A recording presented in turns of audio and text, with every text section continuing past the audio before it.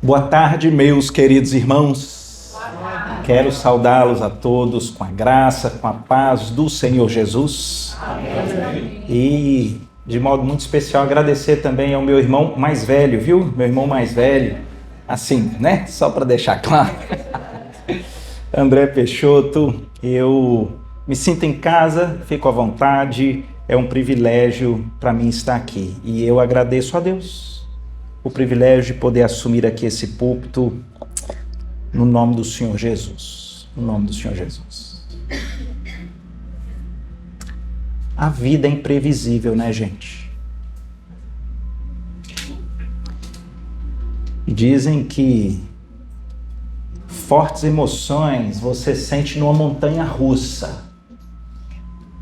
Quando você entra num carrinho que tem em alguns lugares que ele sobe, você vai lá em cima e você desce com toda velocidade e ele vira. Mas montanha-russa é fichinha perto da nossa vida, não é verdade? A vida é engraçada porque às vezes nós temos exatamente isso. Momentos em que de alguma forma nós nos sentimos no auge, no pináculo, na vitória, e a gente não sabe o que acontece com esse carrinho da existência, que de repente ele desce numa velocidade assustadora, e quando vê a gente se sente na baixada, a gente se sente no vale, no poço ou no fosso.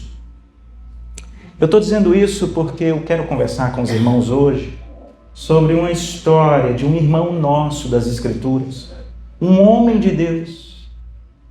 É muito curioso porque na mudança de um capítulo para o outro, a gente simplesmente fica estarrecido com a velocidade da mudança da vida. Deixa eu tentar aqui falar o que vem acontecendo com a vida desse irmão antes da gente entrar no nosso capítulo. O nome desse irmão é Elias. O Elias é um cara usado por Deus de uma maneira maravilhosa.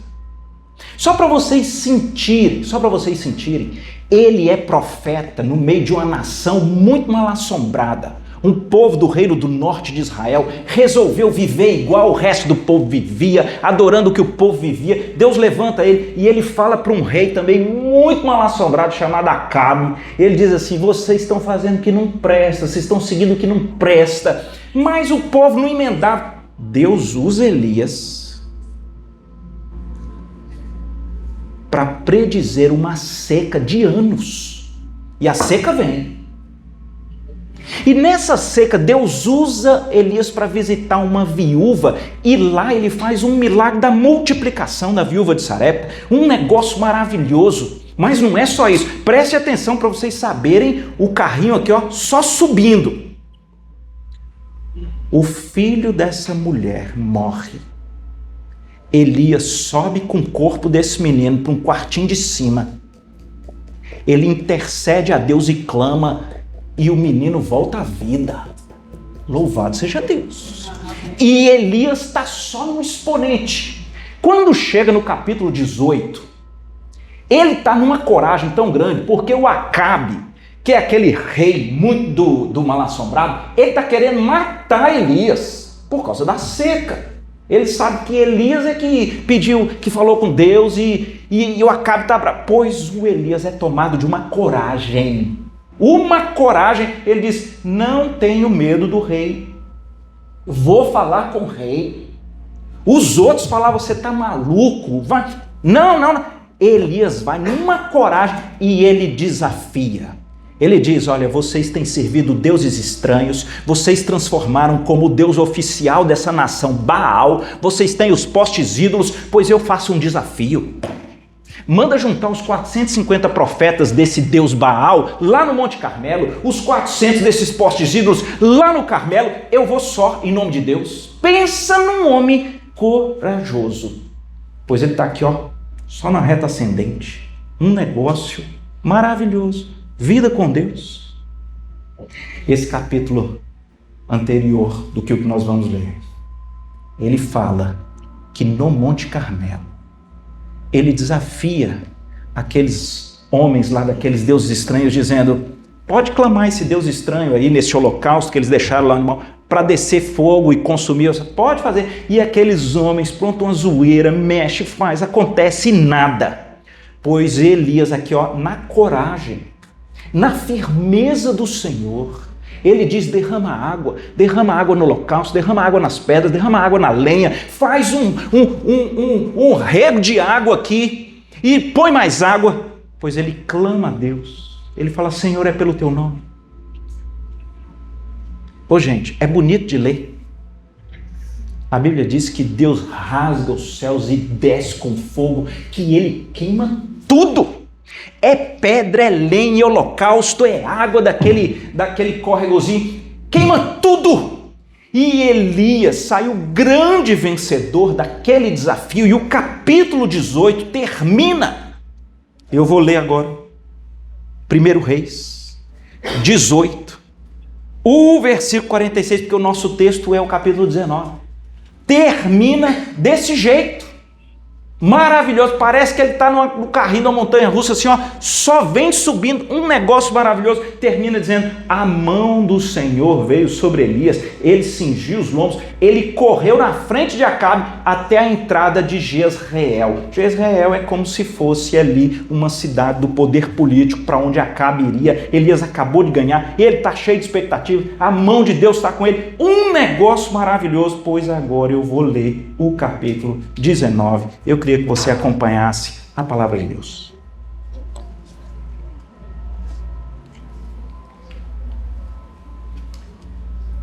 Acabe, aquele rei do reino de Israel do norte, fez saber a Jezabel, a esposa de Acabe. Pensa numa mulher mal assombrada. Acabe fez saber a Jezabel tudo quanto Elias havia feito e como matara todos os profetas à espada. Então Jezabel mandou um mensageiro a Elias, a dizer-lhe: façam-me os deuses como lhes aprouver, se amanhã, a essas horas, não fizer eu a tua vida como fizeste a cada um deles.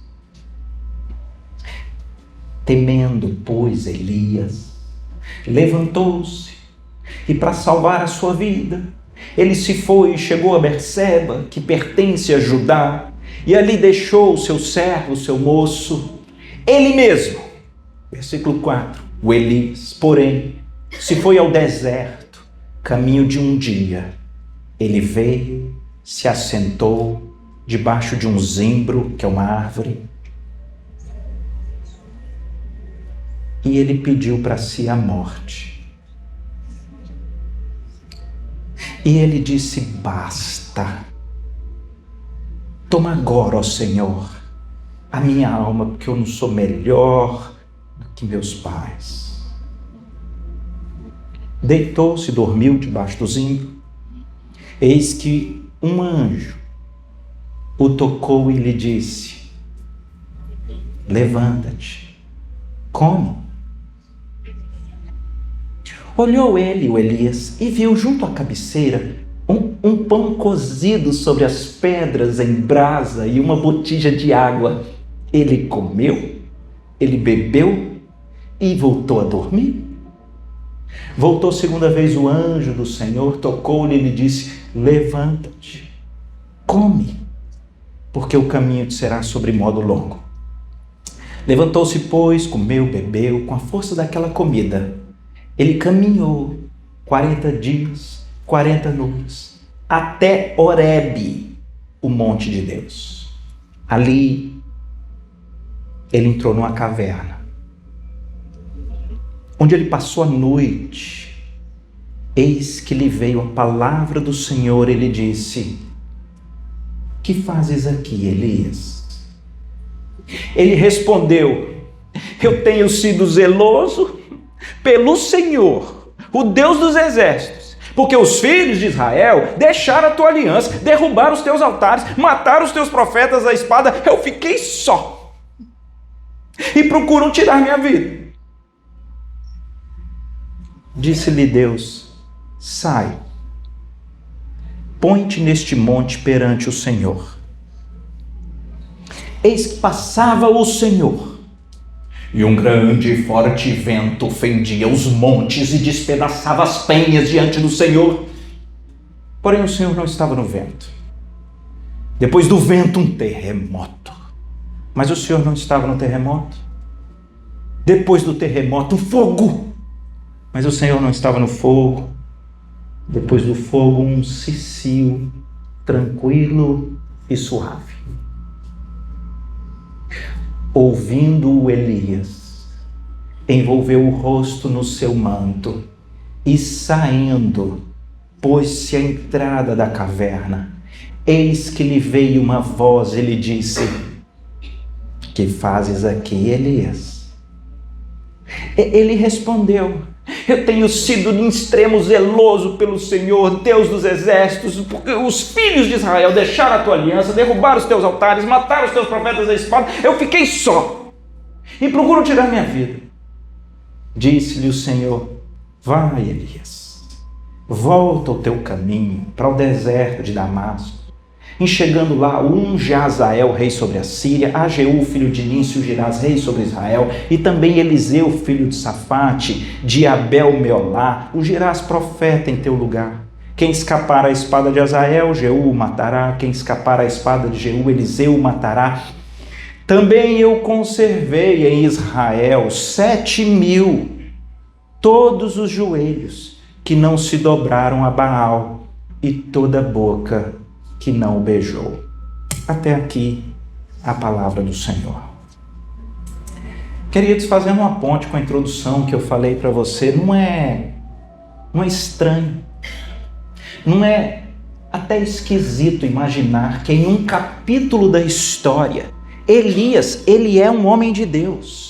Ele é usado por Deus, ele abençoa os outros, ele é profeta de Deus para um povo perdido, ele é corajoso, ele enfrenta o rei, ele enfrenta os profetas, ele ora a Deus, Deus responde, a mão do Senhor está com ele, é um negócio maravilhoso. De repente, o texto diz que Elias é tomado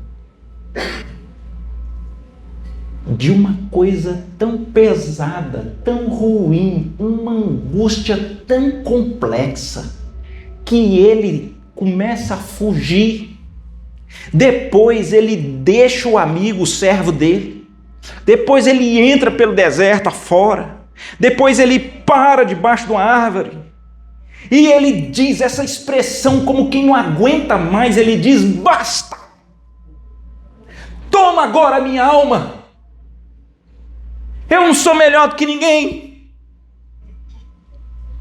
O que é isso, pelo amor de Deus? Que curiosidade é essa? Queridos, deixa eu dizer uma primeira coisa aqui para vocês sobre as Escrituras. Uma das coisas que mais me espantam nas Escrituras é que ela traz revelado para nós histórias como essa. Porque pensa bem, pensa se nós estivéssemos inventando um enredo ou uma religião, um negócio, e a gente está inventando. O que a gente faria sobre a pessoa que fosse aquela que tem um maior relacionamento com Deus?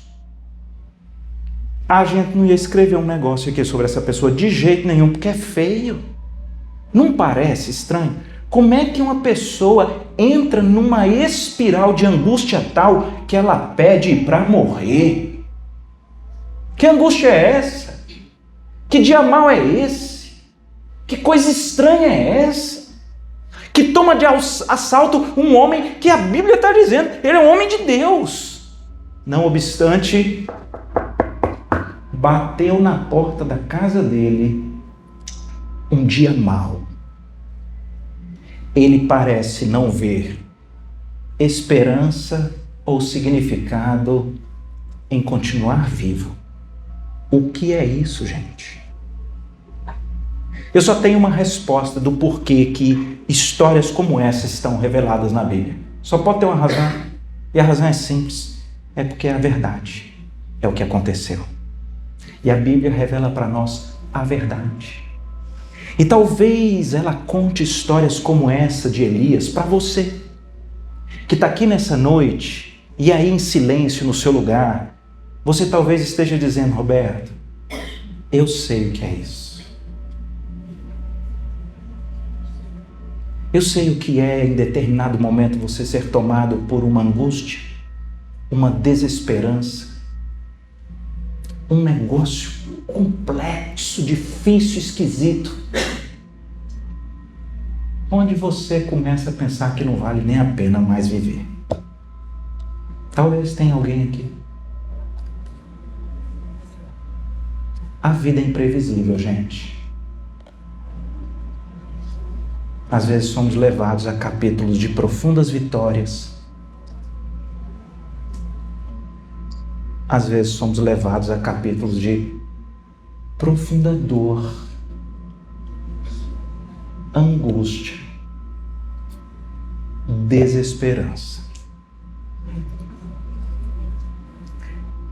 Me permitam um alerta. Fica claro que Elias não está bem. Fica claro que ele não quer nem mais viver. Mas ele não cogita de tirar a própria vida. Não. Ele fala com Deus. Ele diz: Senhor, o Senhor pode me levar? Pode me levar. Porque mesmo no dia mau, mesmo quando bate na porta da casa da gente a angústia, a dor, a desesperança, acho que o que a gente aprende nesse texto é que a gente tem que levar essa dor para Deus. Não é por outro motivo que nós lemos aqui no início um salmo difícil de ler.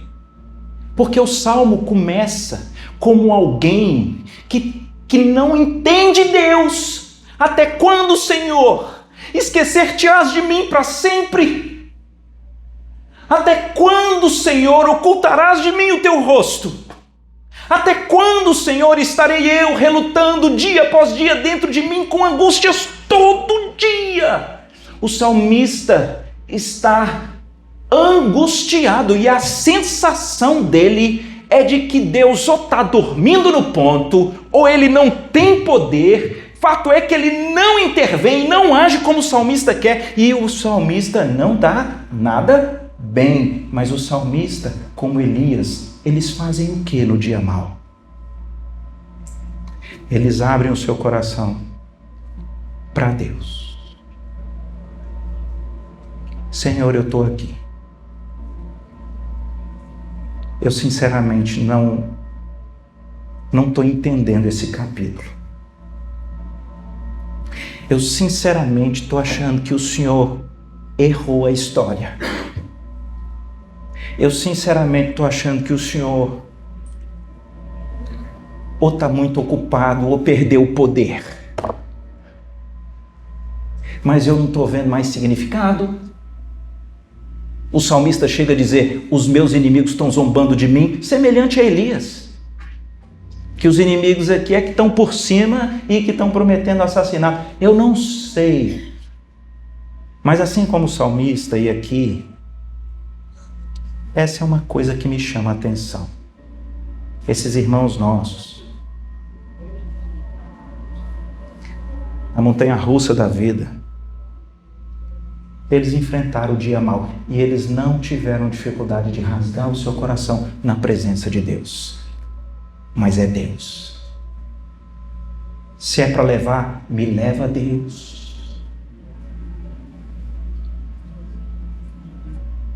Vou fazer um raciocínio com vocês a respeito do que eu acho que aconteceu aqui na mente, no coração de Elias. Quando teve, no capítulo 18, aquela vitória exponencial, no capítulo 18, diz que o povo todo, quando viu que Elias sozinho ora e desce fogo do céu, o povo fez o pipoco.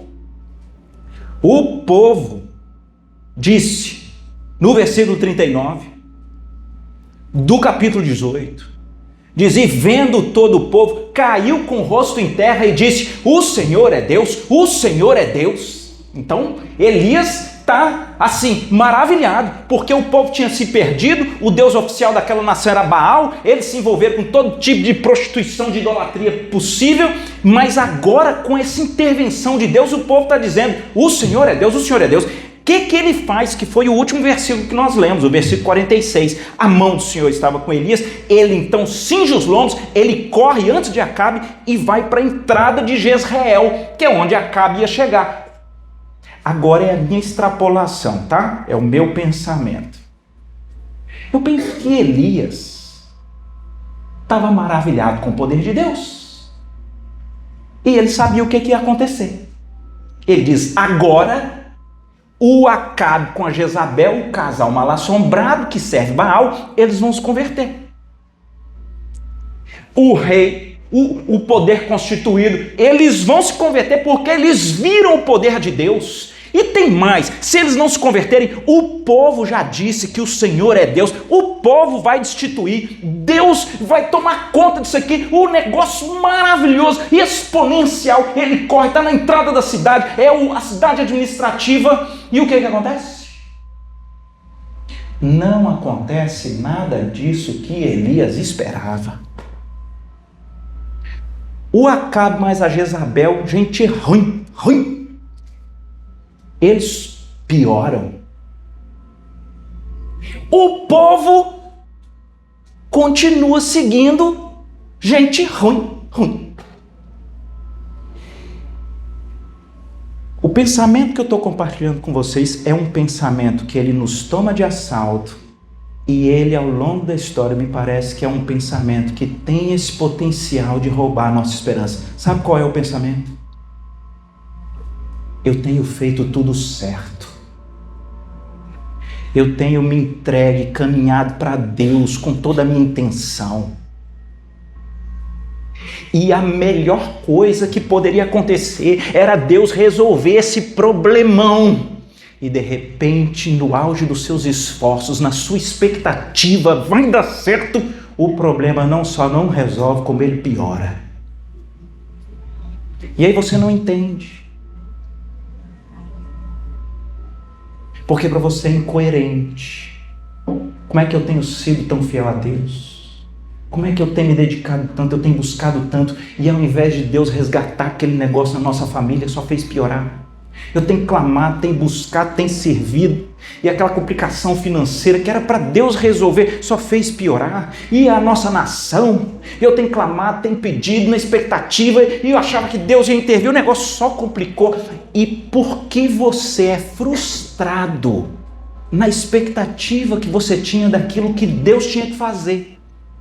É como se Elias corre para Jezreel dizendo: agora o que Deus tem que fazer é o seguinte, ou converte os líderes, ou então destrona, e nenhuma das coisas aconteceu. Ao contrário, a mulher parece que ganha mais poder, e agora ela ainda diz para ele: ô seu Elias, te espera que nós vamos acabar com a sua raça, eu vou matar você na espada. E ele é tomado de uma frustração. Eu estou convencido que são nesses momentos, quando nós ficamos frustrados e a gente não entende por que Deus não agiu. Nós não entendemos por que Deus não curou, nós não entendemos por que Deus não abriu aquela porta, nós não entendemos por que Deus não fez aquilo outro, interveio, nós não entendemos. E aí nós somos tomados de uma desesperança. E é tão claro isso, que mais lá na frente, quando Deus pergunta para ele algumas vezes, ele fala isso. Ele fala assim: eu tenho sido zeloso, eu tenho sido fera, fiel, firme. Eu faço tudo certo. A hora que eu imaginava que ia ser a galera, todo mundo firme, eu fiquei só. Aí eu tô só. Eu estou abandonado, o Senhor não agiu, não mudou, achei que ia fazer, eu estou só, e aí agora eu ainda estou ameaçado de morte. É muito curioso, a resposta dele revela para nós que ele está se sentindo injustiçado pela vida e por Deus.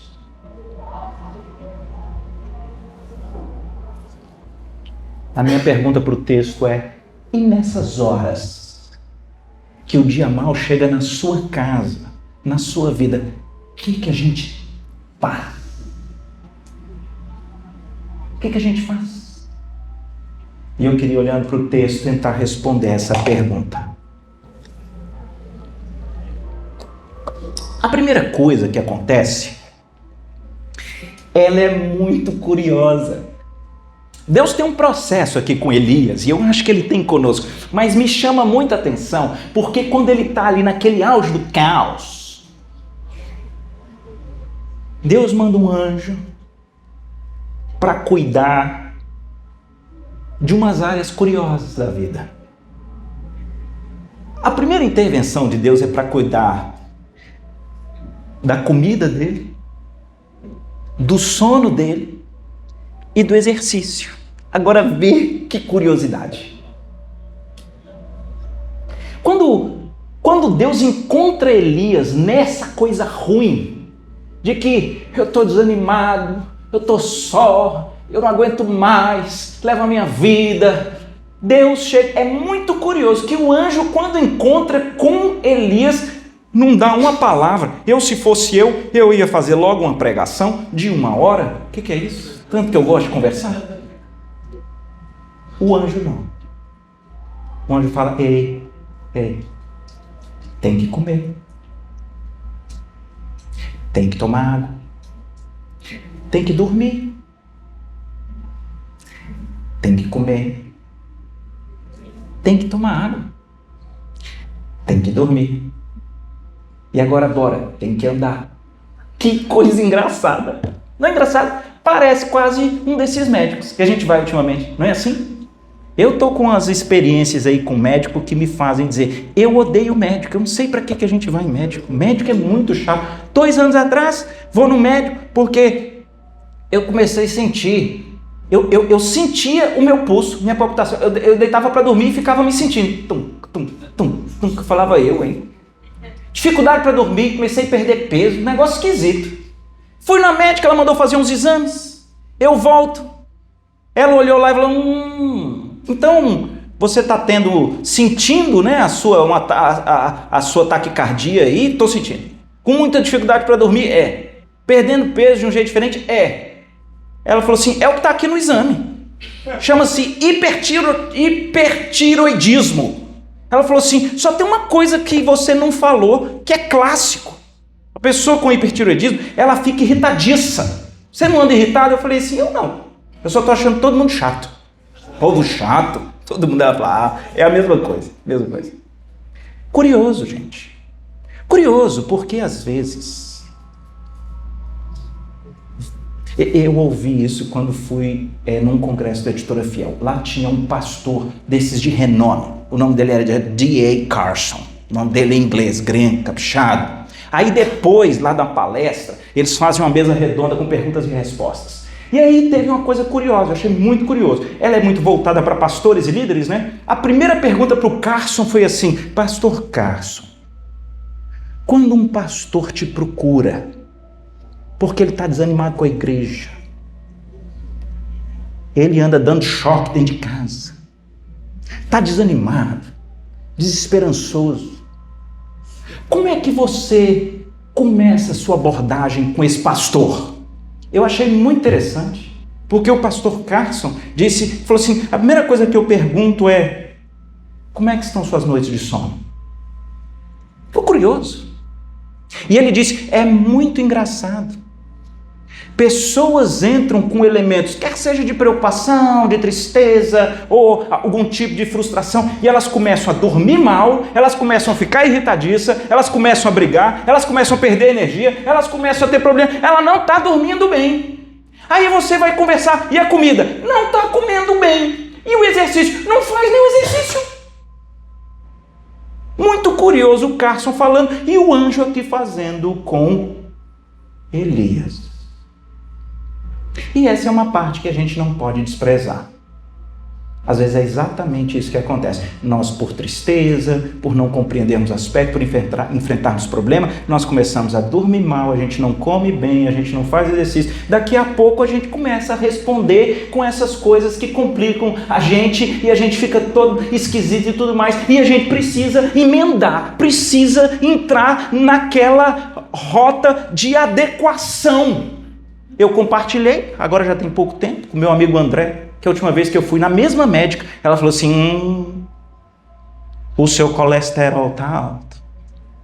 Aí ela disse que eu tinha que mudar o que eu como e disse que eu tinha que fazer exercício. Eu gosto de comer as coisas que eu gosto e não gosto de fazer exercício. Aí ela fica querendo entrar na minha vida. Aí, André, meu amigo, falou assim, Roberto, vamos nadar junto, cara. Vamos nadar. Eu falei, por que nadar? Ele falou assim, nadar é um exercício universal. Ele não tem aqueles impactos com os seus tendões e ligamentos, mas ele mexe com todos os músculos e ele ajuda na respiração. E ele foi falando, eu falei assim, rapaz, essa natação aí é boa. Ele falou assim, vamos começar? Eu falei, vamos. Como é que é isso? Ele falou assim, amanhã, 5h30 da manhã, lá na piscina. Eu digo, tá. Vocês sabiam disso? Ele vai nadar 5h30 da manhã. Ele está certo. Esse é o horário que você tem. Muito interessante, meu primeiro ponto. Nós não desprezamos uma sabedoria de um cuidado que Deus nos dá como inteligência. A noite é para dormir. Tem uma marcha de sono necessária. A alimentação tem que ser sadia e sábia. E tem que caminhar. Agora, caminhar 40 dias e 40 noites é só Elias e André, viu? Pelo amor de Deus, André, que é isso? Não parece você, cara? Você é meu herói. Mas meu segundo ponto. Se de um lado nós não podemos desprezar esses cuidados, atenção, eles não vão resolver todas as coisas do seu coração e da sua mente. Não vão. O anjo não dá uma palavra, regula o sono, regula a alimentação, regula o exercício, mas de repente está Elias aqui de novo na caverna. Aí agora Deus aparece para conversar. Muito legal. Deus aparece e diz, o que é que você está fazendo aqui na caverna, Elias? Primeira pergunta. Você acha que Deus sabe ou não sabe o que passa na mente e no coração de Elias? Ele sabe. Mas Deus é relacional. E Ele nos chama para esse relacionamento. Todas as vezes nas Escrituras que você vê o Senhor perguntando, não é para que Ele tenha informação, é para que aquilo de alguma forma até mesmo te ajude e me ajude a você milênios depois para entender. Elias agora, que ele já estabilizou, e muitas das vezes nós precisaremos estabilizar essa parte fisiológica, física. Esse negócio tem implicações ruins mesmo. Às vezes você, com esse jeito complicado de domínio da sua vida, você é tomado de uns negócios esquisitos, tem que organizar, mas não vai resolver as questões mais profundas do seu coração. Você precisa ter essa conversa muito boa com Deus. E Deus fala, o que está acontecendo com você? Conta agora para mim. Não é bonito isso? Isso é até uma grande lição sobre como nós deveríamos nos relacionar com as outras pessoas. Esse aqui é um texto que nos ajuda a pensar como é que a gente pode ajudar alguém. Eu tenho esse erro. Eu, às vezes, logo acho que eu já sei o que está acontecendo com alguém, eu logo vou e falo, digo não sei o que, mas eu nem perguntei, a pessoa nem falou. Não é sábio. Deus, que é quem sabe tudo, Ele está dando aqui para nós uma grande lição. Quando você tiver que conversar com alguém, ou você encontra alguém triste, ou você está percebendo que alguma coisa não está legal, a pessoa não está talvez caminhando com Deus, buscando o Senhor, ela está meio esquisita, está meio estranha, fala assim, como é que você está? De verdade, me conta. Então é interessante que Deus pergunta 2 vezes. Ele dá aqui, ó, corda, porque ele mostra a preocupação que ele tem com o outro e ele põe o outro para revelar as coisas que estão na mente e no coração. Inclusive, é muito bom isso, porque a gente percebe que Elias está errado na sua avaliação. Mas Deus pergunta. Eu queria aproveitar e te perguntar: como é que você está? Hoje aqui? Você se sente também sozinho? Você se sente também injustiçado? Você se sente como quem tem se esforçado tanto ou feito tanto, mas ao final você não tem recebido o que você acha que tinha que receber? O que está acontecendo? Você acha que Deus perdeu o controle da história? Pode falar. A gente tem que falar para Deus. E nesse momento agora Deus está mergulhando nas entranhas e está percebendo um Elias, onde ele está dizendo aquilo que nós já conversamos. No fundo, gente, é difícil para dizer o que eu vou dizer, mas no fundo nós muitas das vezes ficamos muito mal porque a gente não entende o que é que Deus está fazendo. Por que ele está demorando tanto? Por que ele não agiu? Por que ele não resolveu? Por que um problema piorou? Você entra numa profunda angústia e querem saber esses raciocínios, conquanto sejam muito comuns, eles não são verdadeiros. Elias acha que está só, mas não é verdade. Deus diz para ele: só em Israel eu guardei 7.000 que são fiéis e não se curvaram. Para com essa síndrome de que você que é a vítima é o coitado. Não, mas aquele povo lá é que abandonou o Senhor e fez eu tenho sido zeloso, mas as coisas não têm acontecido. Para. O que Deus faz aqui é mostrar: eu governo. Não é do seu jeito, talvez nem do seu tempo, mas eu governo. E eu olhando para esse texto, depois de ter falado daquele cuidado fisiológico, nós precisamos de uma coisa muito especial que está aqui. Nós precisamos abrir o nosso coração para o Senhor, mas nós precisamos ouvir a palavra de Deus.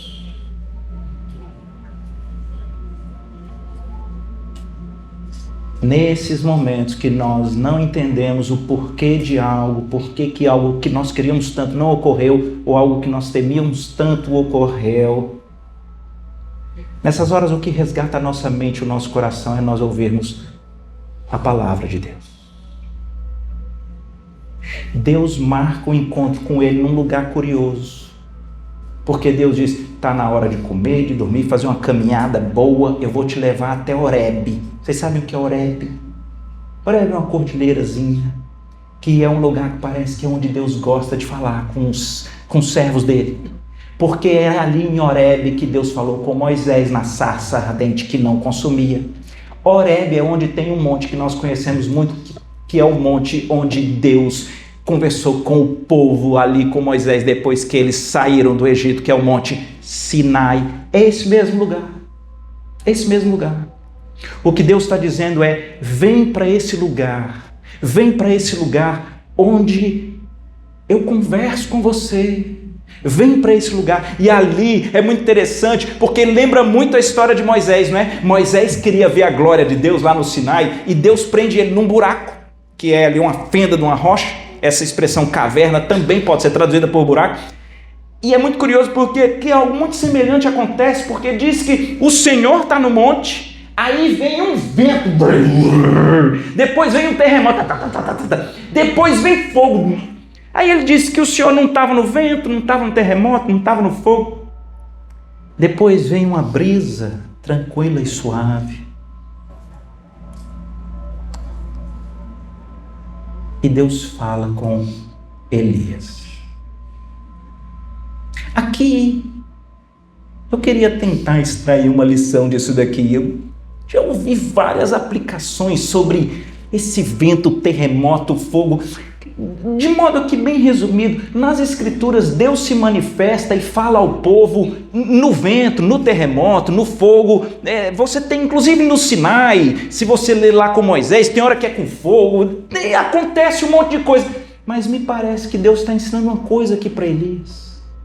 Elias, no capítulo anterior, ele teve acesso a esse tipo de milagre sobrenatural.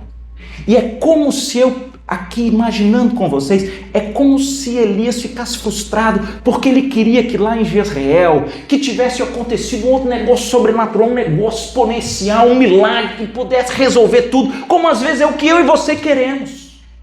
A gente queria que fosse aquele negócio extrasensorial, um negócio pirotécnico, porque aí ia resolver. E Deus aqui com Elias está dizendo, o que você mais precisa é na normalidade das coisas, numa brisa suave, você tem que ouvir a minha voz. E a voz de Deus para ele na brisa foi muito simples. Ele escuta Elias e diz, Elias, para com essa bobagem. O seu dia, a sua morte, está nas minhas mãos. Você para com esse negócio dessa letargia, essa paralisia, esse negócio de quem não quer nem viver. Para com isso. Sabe por quê, Elias? Eu ainda tenho missão para você. Você está vivo, enquanto você estiver vivo, eu tenho missão para você. E ele diz aqui, você vai ungir esse, vai ungir aquele outro. E tem mais, você vai fazer discípulo. É aqui nessa fala que o Elias está ali que não se aguenta. E Deus, com a força de uma brisa suave, está dizendo, para com essa paralisia, desesperança. A sua vida está nas minhas mãos. Enquanto você estiver vivo, esteja disposto a realizar a missão que eu tenho para você. Você vai continuar me servindo. E você vai fazer discípulos. E isso acontece, viu, gente? Tudo que Deus fala aqui, que ele então vai ungir a Azael, a Jeú, vai encontrar o Eliseu, que inclusive é o final desse capítulo, vai discipular Eliseu para ser o próximo profeta. Então deixa eu dizer uma coisa aqui para vocês. A nossa vida está nas mãos de Deus. Enquanto você está vivo, deixa eu te dizer uma coisa, tem missão, tem propósito de Deus na sua vida. Você pode não estar enxergando, você pode estar frustrado, você pode estar sem entender por que Deus parece demorado, por que Ele não interveio, mas preste atenção, você não é Deus, esse lugar está preenchido pelo Todo-Poderoso. E o Todo-Poderoso diz, deixa os propósitos da vida nas minhas mãos, mas enquanto você está vivo, para com essa paralisia, parte para cima. O problema é o que no trabalho? Você está desesperançoso? Acha que não tem jeito? Continua lá no trabalho sendo um exponente de glória para mim. Porque se você está vivo e ainda está nesse trabalho, a missão é para mim. Onde é que está ruim? É na família? Está complicado? Ainda não resolveu? Você queria que fosse diferente? Pois parte para cima. Continua animado. Fica firme. Olha para mim e continua me servindo. O que está acontecendo com você? Acontece conosco uma das coisas mais esquisitas. Eu não entendo por que a gente faz isso. A gente faz o contrário do que deveríamos fazer. A gente fica triste, está magoado com Deus, algumas pessoas, aí a gente não vem para a igreja. Eu digo, meu Deus do céu, é o contrário. Aí a gente está com problema com o casamento, não vou para a igreja. Está muito arrasado com o que está acontecendo com o filho, não vou para a igreja. Ah, a gente perde o emprego, tem um problema no trabalho, eu não vou para a igreja. É o contrário. O ensino que está aqui é quando você for tomado por tristeza, por frustração, quando você estiver desanimado, sai caminhando e vem para o lugar onde Deus fala. É uma bênção, e essa é uma história que se repete, de pessoas que muitas das vezes terminam um culto e dizem, eu não queria ter vindo. Eu estou cansado, eu quero descansar, eu não queria ver ninguém, eu não tenho que fazer aquela cara. Mas eu sei porque que Deus me trouxe. Ele queria falar, era comigo. E é verdade. E é verdade. Não deixa de buscar o Senhor. É na brisa suave, ou é na normalidade, é na casa do Senhor. É na palavra de Deus. Lembre-se do que eu vou dizer. O nosso instinto tem que ser o contrário. Quando você está frustrado, triste, desanimado, chateado com pessoas, com o próprio Deus, com o mundo, com o nosso governo, com qualquer outra coisa, ao invés de você ser tomado por essa letargia de Elias, que é a nossa inclinação, de ir para debaixo, você que não tem esperança, era melhor morrer mesmo. Relembre-se, a nossa vida está nas mãos de Deus. Enquanto estamos vivos, nós temos propósitos que são propósitos de Deus, para a glória de Deus, para abençoar o outro, para discipular o outro. E quer saber mais? Caminha para onde Deus fala, vem para a igreja, vá para as Escrituras, porque Ele ministra os nossos corações na sua palavra. Para de ficar pensando que não, só se acontecer uma coisa pirotécnica, se voltar um morto da catacumba. Catacumba não, do sepulcro, da sepultura. Essa palavra está muito difícil. Vocês lembram daquela história de Jesus que ele conta? Ele conta que morreram 2 pessoas. Um era um rico maligno. E Jesus disse que ele, quando morre, é levado pelos demônios para o inferno. E aí Jesus diz que morre no mesmo momento um mendigo chamado Lázaro, e ele é levado pelos anjos para o céu, para o seio de Abraão. Jesus, quando conta essa história, tem um detalhe muito curioso, porque ele diz que aquele homem maligno no inferno, ele tenta fazer um pedido para Deus, e o pedido dele é: Deus, manda um morto ressuscitar dentre os mortos, para visitar a minha casa, porque eu ainda tenho muitos irmãos, e se um morto levantar da sepultura, os meus irmãos vão prestar atenção e vão acreditar e não virão para este lugar de tormento. E a resposta de Deus para aquele homem é: não. Eles têm a palavra de Deus. Eles têm a lei e os profetas. Se eles não acreditarem na voz de Deus, pela palavra de Deus, não vai ser um morto que levanta do sepulcro que vai fazê-los crer. Querido, parece o básico, mas o meu conselho é: vá às Escrituras. Ouça a palavra de Deus. Relembre que sua vida está nas mãos dele. A nossa vida é missional para ele, mesmo quando a gente não entende o que está acontecendo. Mas nós podemos entender Deus. Eu termino com uma curiosidade. Sabe qual é a última vez que Elias fala alguma coisa na Bíblia? A última vez que Elias fala alguma coisa na Bíblia é no Novo Testamento. Uai, Roberto, negócio esquisito. Lá em Lucas 9, a partir do 28, tem uma história que é chamada do Monte da Transfiguração. Jesus chamou os discípulos e Pedro, Tiago e João, eles sobem com Jesus ali para aquele monte. E aí o versículo 30 diz que dois varões conversavam com Jesus, Moisés e Elias, os quais apareceram em glória, e eles conversavam com Jesus sobre a sua partida que ele estava para cumprir em Jerusalém. O que é que Elias estava conversando com Jesus? Sobre a cruz. Elias e Moisés, que na fenda da rocha, lá no Sinai, eles tiveram um vislumbre da glória de Deus. Eles aparecem no Monte da Transfiguração para dizer para mim e para você: Jesus é a glória de Deus encarnada. E eles conversam com Jesus, sabe sobre o quê? Sobre o Evangelho. Eu fico pensando como foi aquela conversa.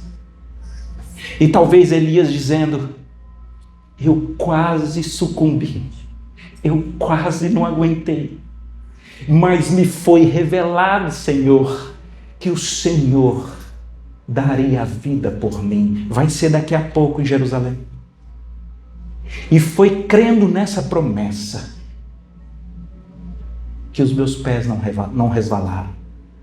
E nesse momento de Lucas 9, uma coisa fantástica acontece, porque a voz do próprio Deus, no meio da conversa, está Moisés e Elias falando com Jesus. É agora a cruz, não é, Jesus? É agora a concretização da promessa. É agora que todo pecado é condenado na sua pessoa e nós temos a sua justiça. Esse evento da plenitude dos tempos é agora, não é? E o próprio Deus aparece com essa voz do verso 35, dizendo: este é o meu filho, é o meu eleito, a ele ouvi. Querido, se você quiser ter esse desfecho de resgate do dia mau, como Elias teve, você precisa se encontrar com quem Elias se encontrou. Você tem que se encontrar com Jesus. E você precisa estar disponível para ouvir o Senhor Jesus, dizendo que Ele veio para buscar e salvar o perdido, aquele que não entende a vida, aquele que entra em momentos de desesperança, para dizer: eu dou a minha vida por você e eu resolvo a sua eternidade. E quando você tem esse encontro com Jesus e você escuta o Senhor Jesus dizendo: eu estou com você todos os dias, até a consumação dos séculos. Você pode passar por dias maus, mas você passará com um alicerce que te sustenta, e o nome dele é Jesus, e não permitirá que no auge das suas dúvidas, inquietações, você sucumba. Você permanecerá firme, porque você saberá que o Deus que não poupou seu próprio filho, antes o entregou por você, ele continua com você todos os dias. Amém. E você pode crer. Amém. Vamos orar. Pai querido, obrigado pela tua palavra. Ela não esconde as imprevisibilidades da vida, mas ela nos revela que na tua palavra, em Jesus, nós sempre podemos permanecer firmes em dia mau. Aplica a tua palavra, Senhor, nos nossos corações. Em nome de Jesus. Amém.